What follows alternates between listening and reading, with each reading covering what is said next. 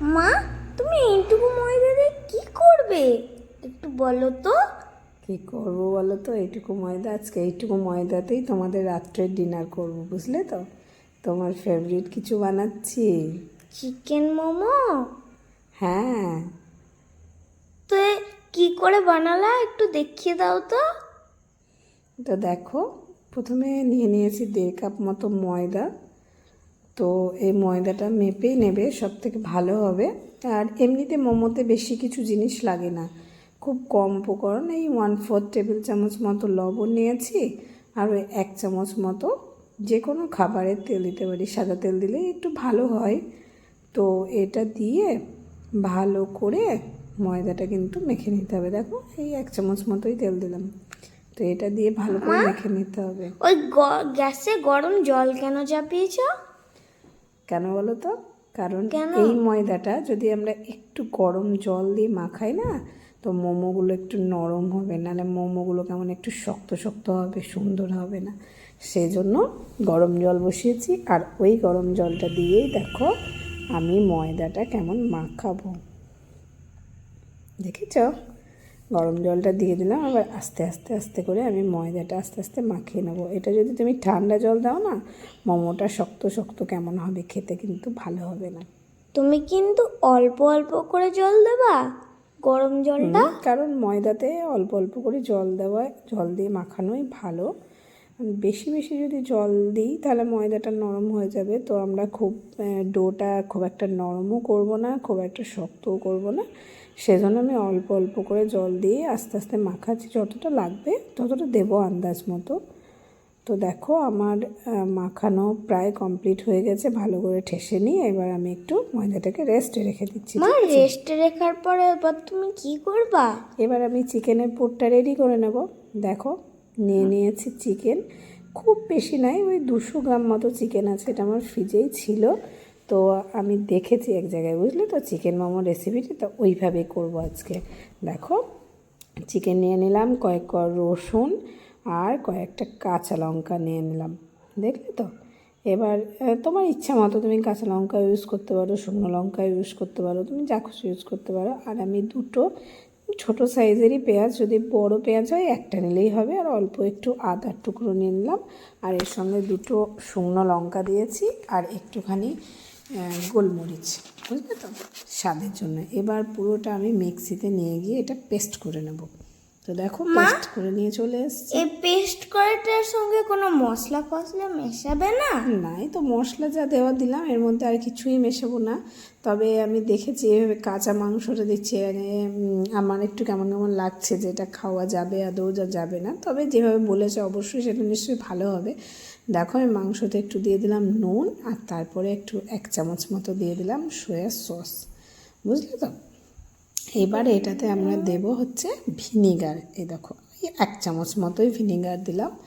তো এটা খুব ভালো করে মাখাতে হবে। আর ওই দিকে দেখো দূরে আমি গ্রেট করে গাজর আর একটু ক্যাপসিকাম রেখে দিয়েছি। তো গাজরটা তোমরা এর সঙ্গে পেস্ট করেও দিতে পারো, কিন্তু আমার মনে হয় গ্রেট করে দিলে একটু ভালো হয়। আর দিয়ে দিলাম দেখো রেড চিলি সস, সবই স্বাদের জন্য। তো দেখো, এটা ভালো করে এবার এই গাজর আর ক্যাপসিকামটা দিয়ে, এগুলো সব কিছু দিয়ে এটা ভালো করে পেস্টটাকে আমি মাখিয়ে নেব, বুঝলে তো।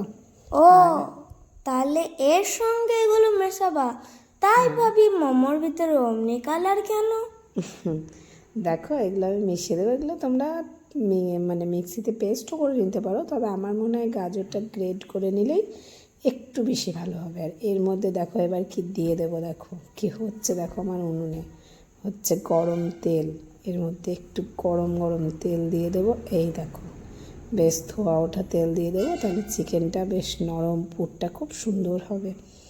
তাই ওই 1 হাতা মতো তেল দিয়ে দিলাম। এবার আমি চিকেনের পুরটাকে ভালো করে নেড়ে চেড়ে এবার রেখে দেবো। এবার এর জন্য আজকে আবার একটা স্পেশালও কিছু বানাবো, বুঝলে তো। একটা স্পেশাল চাটনি বানাবো আজকে তোমাদের জন্য। ওই চাটনিটার সঙ্গে মোমোটা খুব সুন্দর লাগে। তো দেখো, এই তেলটা যেটা মোমোর জন্য গরম করেছিলাম একটুখানি থেকে গেছে। তো এই তেলের মধ্যে এবার কি দিয়ে দিচ্ছি, দেখো, এর মধ্যে রসুন এবং আদা কুচি কুচি করে রেখেছিলাম, সেগুলো দিয়ে দিলাম। তো এগুলো দেওয়ার পর হালকা একটু নাড়বে, খুব কিন্তু কালো করবে না, ঠিক আছে? তোমাকে আজকে দেখিয়ে দিচ্ছি, পরের দিন কিন্তু আমাকে করে খাওয়াবে, ঠিক আছে? তো এইবার যেটা দিয়ে দিচ্ছি দেখো, এবার দু ধরনের সস দিচ্ছ, চিলি সস আর রেড সস। একটা রেড চিলি সস আর একটা কেচাপ, আর একটুখানি আমি দেখো সাদা তেল নিয়েছি, যেটা দেখতে সুন্দর লাগে, এমন কিছু টেস্ট বাড়ায় তাই নয়। তো এই তেলের মধ্যে বেশ একদম খুব একটা লাল হয়নি, সাদা সাদাই আছে। এটা ভাজা হয়ে যাওয়ার পর এই রেড চিলি সস আর কেচাপটা দুটোই আমি কিন্তু দিয়ে দিলাম। মা, তুমি তো বন্ধুদেরকে একটা কথা বলতেই ভুলে গেছো, তুমি এর মধ্যে সাদা বিনগুলো ডালবা না। না না, এগুলোতে দেখো আমি তোমাকে বলছি পরপর যে এটা কী দিতে হবে। এবার যে বাটিগুলোতে সস ছিল ওগুলো আমি একটু ধুয়ে জলও আমি এর মধ্যে একটু অ্যাড করে দেবো, ঠিক আছে? তো এই সসটা খুবই সুন্দর লাগে, একদিন বানিয়ে খেয়ে, এটা তুমি পিৎজাতেও দিতে পারো। এর মধ্যে দিয়ে দিলাম দেখো একটু সাদা তেল, এটা মানে অপশনাল, তোমরা দিতেও পারো বা না দিতেও পারো, যেহেতু আমার ভালো লাগে এবং সাদা তেলে প্রচুর পরিমাণে মানে শরীরের জন্য ভালো, সেজন্য আমি দেওয়ার একটু চেষ্টা করি। দেখো একটু জলও দিয়ে দিয়েছিলাম এই সসটার মধ্যে, এবার একটু ফুটিয়ে বাস নামিয়ে নিলাম, আর কিছুই না। এবার দেখো মোমো, এবার মোমোর শেপ দেবা। বাটিটা কেন নিয়েছো? যাতে প্রত্যেকটা মোমো সুন্দর একই সাইজের হয়, সেই জন্য আজকে একটু মোমো শেপটা কিন্তু আলাদা করে দেবো, ঠিক আছে? দেখো আমি মা, আমিও কিন্তু হেল্প করবো মোমো বানাতে। ঠিক আছে, ঠিক আছে, তুমি হেল্প করবে। তো দেখো এইভাবে রুটিটা করে নিয়ে বাটিতে করে কেটে নিলে কি বলতো, প্রত্যেকটা মোমো সমান হবে, দেখতে সুন্দর লাগবে। এবারে 1 চামচ করে আমি পুরটা নিলাম। এই শেপটা খুবই সহজ, দেখো পুরো যেমন আমাদের পিঠে হয় ওরম টাইপের করে পুরো উল্টে এটা ভালো করে চেপে চেপে লাগিয়ে দিলাম। এবার এই মাঝখানটায় একটুখানি চাপ দিয়ে দুটো কোণা এক জায়গায় ঠেকিয়ে দিলাম। দেখো মোমো শেপটাকে সুন্দর লাগছে। এইভাবে করে আমরা সব মোমোগুলো আগে বানিয়ে নেব, ঠিক আছে? দেখো কেমন করে বানাই। এরপরে রুটিটা আমি তোমাকে দেবো বানাতে, দেখবো তুমি কেমন বানাই, ঠিক আছে? এই শেপটা করতে পারবে তো? হ্যাঁ, আমি সবার চেয়ে ভালো বানাবো। ঠিক আছে, তোমাকে তাহলে এর পরেরটা আমি দিচ্ছি, তখন তুমি বানাবে। এই তো মা, আমি চলে এসেছি। দেখো সব মোমোগুলো আমাদের বানানো হয়ে গেছে। এইবার দেখো আমি একটা এখানে ননস্টিকের তাওয়া নিয়ে নিয়েছি, তোমরা চাইলে কড়াইও নিতে পারো, আর খুব অল্প করে ওই 1 চামচ মতো তেল আমি নিলাম। যাতে কী হবে বলতো, এটা চিকেন মোমো তো একটু তেল থাকলে মানে সুন্দর হবে। দেখো এবার আমি কীভাবে ভাপ দিই, এটা মানে এত সহজ আর এত তাড়াতাড়ি হয়। এইভাবে মোমো বানিয়ে যদি তোমরা ফ্রিজে প্রিজার্ভ করে রাখতে পারো এয়ারটাইট কন্টেনারে, তো কেউ এলে পুরো 2 মিনিটের মধ্যে মোমোটা রেডি করে দিতে পারো। তো এইভাবে তাওয়াটা আমি গরম করে তেলটা একটু ছড়িয়ে দিলাম। দেখো 1 চামচ মতোই তেল, এমন কিছু বেশি নয়। তো এর ওপরে এবার আমি মোমোগুলোকে আস্তে আস্তে আস্তে আস্তে সাজিয়ে নেবো, বুঝতে পারলে তো? আর তারপরে একটু জল দিয়ে হালকা করে 2 মিনিট ভাপে দিলেই ব্যাস মোমো রেডি। তো তোমাদের মা, বাড়িতে আমি কিন্তু টাইম গুনছি কত মিনিটে হয়। তুমি দেখো 2 মিনিটই লাগবে, এমন কিচ্ছু বেশি লাগবে না। তো দেখো বেশ, আমি ঘড়ির কাছে গেলাম।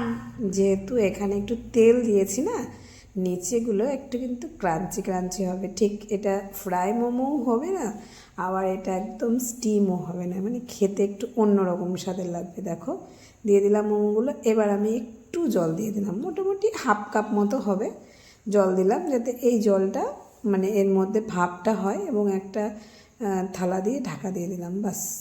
মা, 1 মিনিট কিন্তু হয়ে গেল। 1 মিনিট হয়ে গেছে, আর 1 মিনিট পরেই তোমাদেরকে দেখো আমি খুলে দেখাচ্ছি কেমন হয়ে যাবে। তো এটা মা, তুমি তো ঠিকই বলেছিলা, 3 মিনিটের মধ্যেই রেডি হয়ে গেল।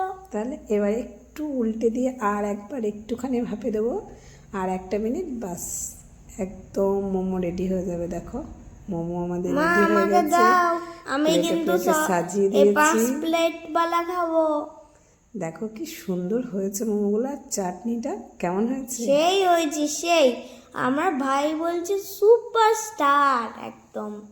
আর এমনি মোমো জীবনেও খাইনি। আর তোমার কেমন লাগছে? আমার মোমো তো আমিও আমার সত্যি সেই ভাবতে পারিনি লাগছে। যে আমি ভেবেছিলাম হয়তো চিকেনটা হয়তো খাওয়া যাবে না, হয়তো স্মেল উঠবে বা কাঁচা কাঁচা করবে, সেজন্য আমি আজকে অল্প বানিয়ে দেখলাম। এর পরের দিন তোমাদেরকে অনেক বেশি বানিয়ে দেবো, বুঝলে তো? খুব ভালো হয়েছে, তাই না? হ্যাঁ খুব ভালো হয়েছে। দেখো দেখো পুচু কেমন মজা করে খাচ্ছে।